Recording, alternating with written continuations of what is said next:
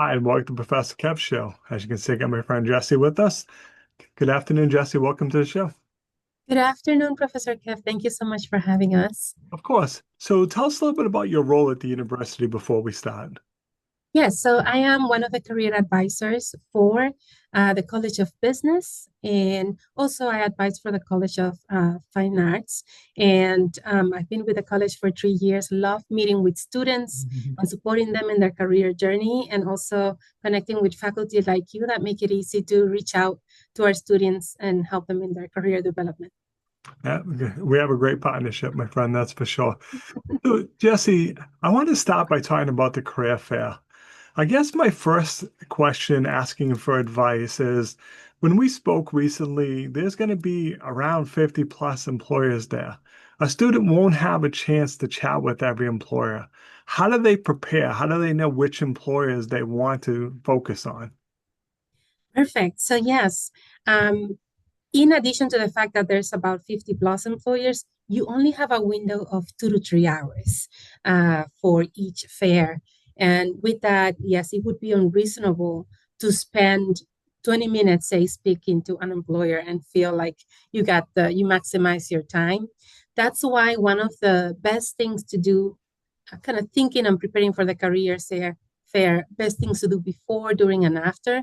So before the career fair, you do want to research. You want to understand what are the employers attending and which of those employers best serve your interests, who you want to interact with, so that you go in feeling confident that if you meet with X amount of employers or certain employers that call your attention, you leave the fair feeling accomplished, that you make valuable connections, that you had good conversations, that you engage with the employers that again best serve your career interest. Researching take involve understanding the employers that are attending, but also diving deeper into who they are. Why are they? Why you want to connect with that employer in particular? What calls you to them? So then, not only knowing that they're attending, but also why you want to engage with them is very important as you prepare for the career fair. Now, Jesse, a lot of this information about the employers is available on Handshake. Yes, so Handshake is the platform. It's more than just a job board platform. It allows you to see the employers that are attending. Maybe they already have opportunities that you can see and apply even ahead of the day. But you can also learn more about the employer, what they do, the people that work in that company, even see information from previous interns that have been in that organization. In addition to this, when you have your Handshake application at the career fair, you'll be able to scan a QR code that the employers have that will allow them to know who visited their table.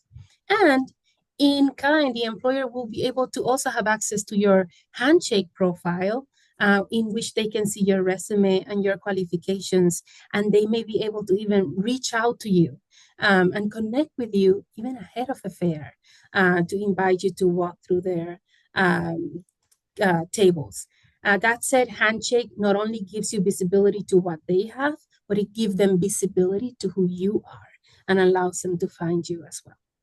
Seems like a great way. Jesse, you touched on it a little bit. I just want to do it one more time. I have students, say to me, I'm just going to go to the career fair and just figure it out once I'm there. Now, you won't get 20 minutes with each employer because they're obviously trying to meet as many students as they can. So it's best to think about your questions up front. So when you go, you've researched the company. Jesse, I have a question about an opening I saw. It makes you stand out a little bit, right? Yes, and actually, employers report back to us that they really like when the student already knows about them. The student already knows some what opportunities they have. So part of this research that we advise is to, again, looking up the company, but also diving deeper into their mission, why what they do, what they offer, what opportunities they have, and preparing your introduction. What are you going to say when you reach to the table? So thinking before the fair, yes, you want to know who's attending, but also how will I approach? So what about me? I want them to know. And that's often known as a elevator pitch, or yes, so like an introduction of who you are. Knowing what to say can make and facilitate that conversation and interaction with the employer that much easier. And I'm gonna kind of, if it's okay with you, I'm gonna dive into not just knowing what to say, but bringing the things with you that you need to have, like a resume that goes along with what you have to offer to that employer. So you still bring hard copies of your resume, Jessy? Yes, we have a variety. Employers from different industries have different preferences. You may have an employer that will ask you to scan the QR code that may prefer an electronic version of your resume and may give you specific instructions on how to submit that resume. But you have an employer that will want to may ask for that resume. And so you do want to be prepared. We see students running out of resumes midway through the career fair and asking where can they go to print. So it's a rule of thumb for me is if I want to see, my goal is to meet 10 employers, let me bring 15 resumes. Because something that you mentioned earlier, maybe there are companies that you do want to meet with, but out of 50 companies, maybe there are companies that you're not so familiar with that would be a great match for you. So I feel like expanding and understanding that there are, again, well-known names, but there may be other companies that will have a position that aligns well that you may have not explored before. Having a resume, extra resumes available to engage with those new companies, those recruiters that you meet, would also be a great way to plan your time during the career fair. Now, Jessy, should you also have your resume available by your phone? So if someone says, hey, can you email it, text it to us, you'll have access to it right on your phone? That's a great advice. I feel like having your resume electronically and maybe pairing that up with your LinkedIn. The LinkedIn may be easier to share, Yep. as that way they can see your LinkedIn, which should kind of reflect what's on your resume. So having some form of social presence that you can share and follow up with a recruiter will be helpful. I do want to kind of uh, put in that we do have a lot of opportunities for our students to work on their resumes and improve them before the career fair. We also hear from employers, you said it, uh, very limited amount of time. So what can an employer take from your resume in those maybe 5 minutes, 3 to 5 minutes that you interact with them? What can they get out of it as they scan through this document is important. So having a resume that is presentable, that confidently represents your skills and qualifications is important. And students they have many opportunities to come in for a career consultation, 15 minutes, and have one of our career peers and staff take a look at the resumes before they engage with the recruiters at the fair. Jesse, I'd just like to follow up on that about the importance of using the Career Center. I have students ask me, can I look at their resume? I'm not qualified in that area. I mean, things have changed over time, or they have a friend that, works, oh, they know resumes. I really Mhm. think that it's important to go to the Career Center because things change over time, or just because I like a certain thing doesn't mean that that's what employers are looking for. Mhm. So really, before you go to the career, and like I said, not the day of the career fair, don't show up looking. Yes. But honestly, take the time to have somebody look at it so that you know, hey, based on current trends, my resume is what people are looking for, correct? Yes, and a word of caution is once again, don't wait for the day of the career fair to put together a resume. Yep. And just going to a note of advice that template version may not be the best version to bring forward. So there are definitely things employers want to see on the resume that will facilitate the reading that we can support you with. The business career advising team is going to be doing tabling in the Policino building during the first 2 weeks leading into the career fair. So business students in particularly will be able to stop by our tables, bring the resumes for a quick lookup, and we hope to provide support in that way. But definitely taking the time to ensure that you have a resume that allows the employer to see your qualifications and help that conversation with the recruiter is definitely a plus to prepare for the career fair. Jessy, I always dance around this topic because I don't want to hurt anyone's feelings, but you have to dress the best you can for the career fair, correct? Yes, dress to impress. I like to think myself in my professional world, if interviewing, I like to think of that next level up. So if I'm going for an HR assistant role, I think, how does the HR manager, human resources manager, dresses like? And that's my rubric. In terms of a career fair, you want to feel confident, professional, kind of look clean and polished. I feel like that's the rule of thumb. And what can help you look that way?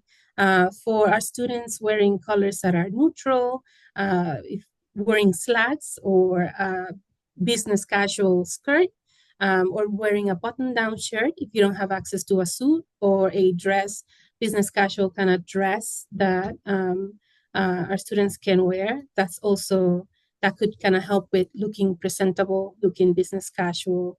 Again, the most professional version of you. That's what you want to leave the employer with.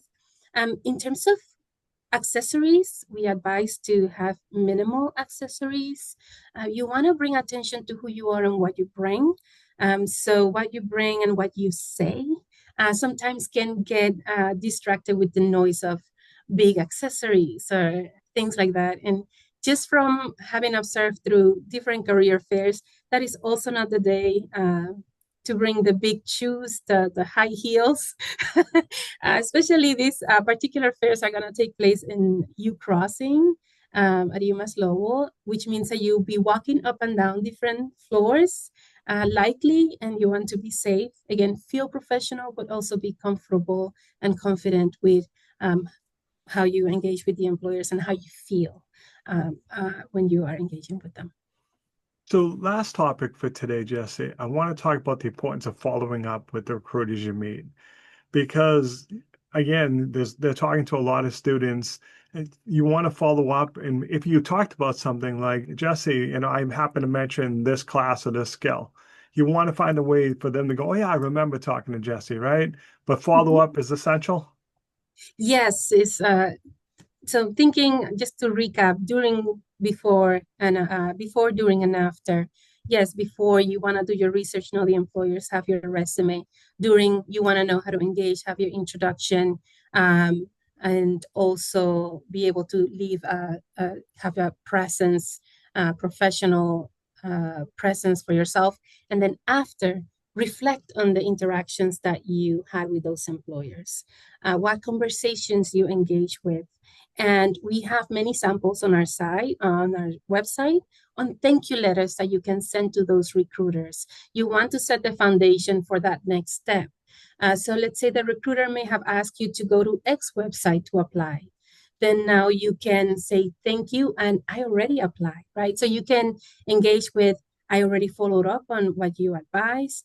Or maybe you found a new company you didn't know about. You had a good conversation that really stayed with you, a good connection with that recruiter, even though it's not quite clear how you'll be a fit there.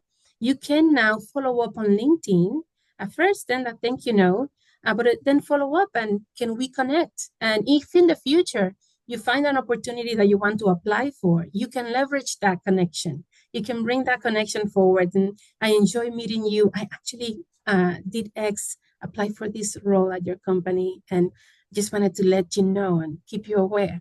So you are, again, setting the foundation, not just to ensure the recruiter knows that you are still enthusiastic and engaged, but also building a window to connect in the future.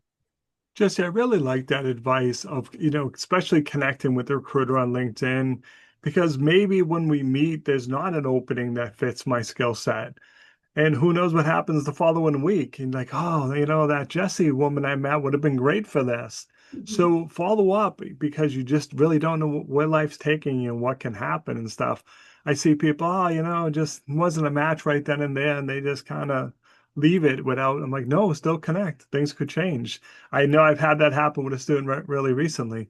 So Jessy, one more time, I want to talk about having students come to the Career Center to have their Yes. resume reviewed. How do they go about getting a slot on time?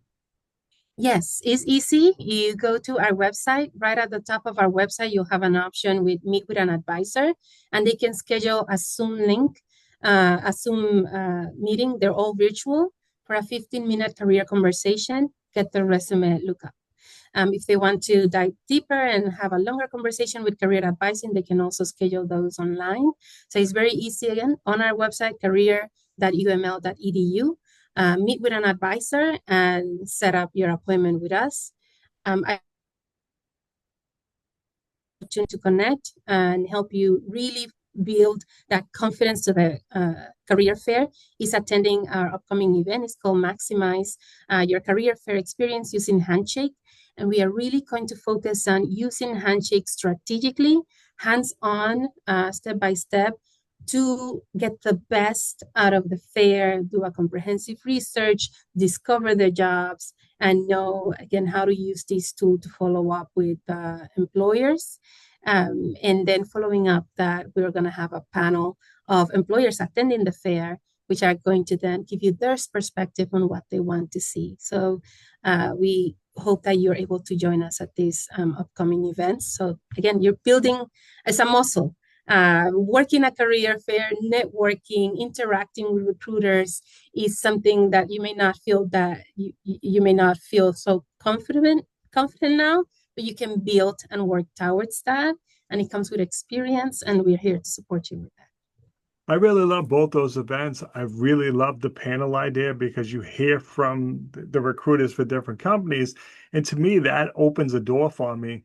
Jessy, I heard you speak at the event. I liked what you had to say. Now it shows I was there. I paid attention. It allows me to build that connection right away. So those are both great events. Please learn how to use Handshake. There's so much valuable information on that. So Jessy, I really appreciate you taking a few minutes to call into the show. And as always, thanks for being my friend. Thank you.